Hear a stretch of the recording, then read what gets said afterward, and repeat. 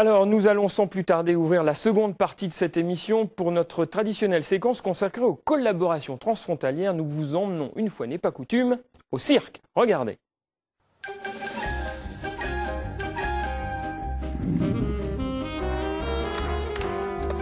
Gentili telespettatori di La Voix est libre Alpe Express, ben arrivati a Grugliasco, Piemonte. Bienvenue à Grugliasco, nous sommes dans la banlieue de Turin, dans une ville plus connue pour ses nombreux sous-traitants automobiles que pour ses grands chapiteaux de cirque.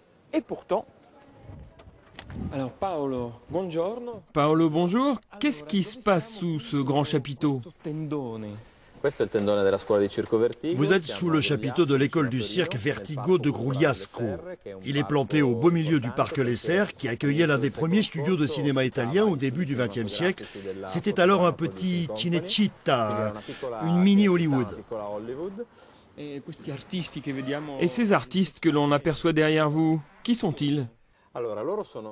Ce sont tous de jeunes artistes, élèves des cours professionnels de cirque contemporain. Ils viennent ici se former pendant 2 ans.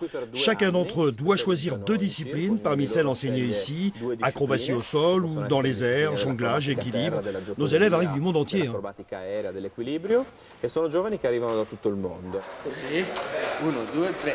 Eric, vous avez fait comme nous, vous avez franchi le tunnel du Fréjus pour venir de Chambéry. J'imagine que ce n'est pas seulement une visite de courtoisie que vous faites aujourd'hui à Paolo.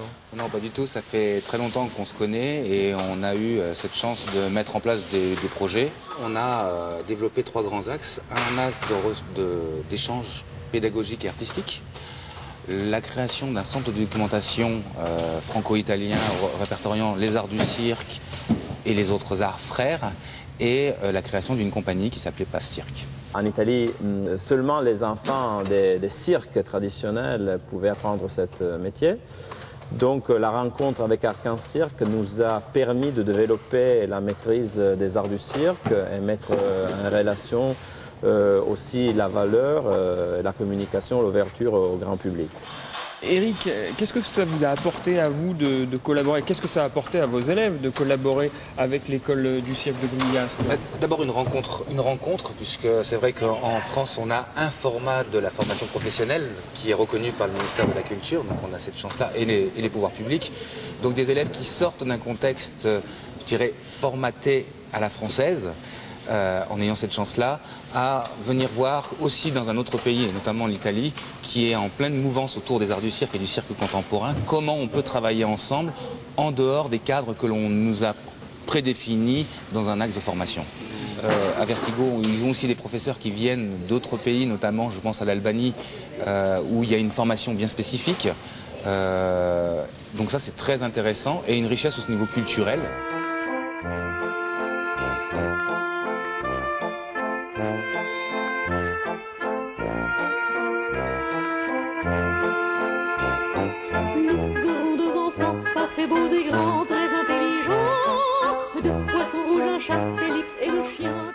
Alors Paolo, on voit à quel point on travaille dur dans cette école. Est-ce que votre rêve de créer une troupe d'artistes commune aux 2 écoles s'est finalement réalisé? Oui, c'était notre objectif. Au début, nous avons commencé par faire travailler ensemble 3 artistes du Circo Vertigo et 3 autres de Arc-en-Cirque Chambéry. Cette expérience a débouché sur un très beau spectacle qui a été joué une bonne dizaine de fois.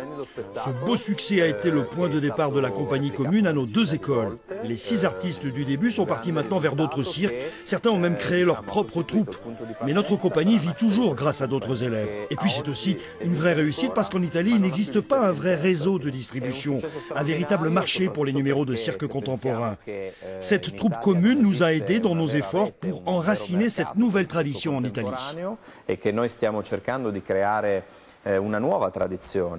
Alors Eric, Paolo vient de parler de tradition et justement les traditions, la culture du cirque entre les 2 pays, c'était l'un des axes forts de votre projet de collaboration. C'est un des axes forts, c'est vrai qu'on parlait de l'histoire du cirque, on ne peut pas parler cirque sans parler d'histoire, il faut savoir d'où on vient pour savoir où on va. Nous avions, déjà un centre de documentation, Vertigo en avait un, et dans le cadre du projet Alcotra, on s'est dit mais pourquoi pas réunir ces deux structure en identité informatique, ce qui nous a permis à un moment donné de mettre un site internet pour pouvoir stocker et mettre en ligne tout ce qui est document, parce que c'est vrai qu'au cirque, on a très peu de choses qui ont été faites par écrit, puisqu'elles sont faites par transmission orale, et on essaie de fixer maintenant tout ce qui est vidéo, photo, mais aussi toute la documentation qu'on peut bénéficier à droite et à gauche, et notamment en France et en Italie. Qu'est-ce qu'on peut vous souhaiter pour l'avenir ? Notre volonté dans l'avenir, c'est vraiment de continuer cet échange pédagogique et artistique et peut-être un jour recréer peut-être une compagnie avec des anciens élèves qui ont envie de revenir. L'intérêt, c'est que dans les deux lieux, on a des espaces de création et des capacités d'accueil, de résidence de jeunes artistes, et ce qui manque de partout. Et que notre envie, c'est aussi de développer ce partenariat et de continuer ce partenariat. En ce moment, avec le concours de la région Piémont et de nos amis de Chambéry, nous réfléchissons à la création d'une petite académie transfrontalière. L'objectif serait de partager les cursus de nos deux écoles pendant 2 mois entiers.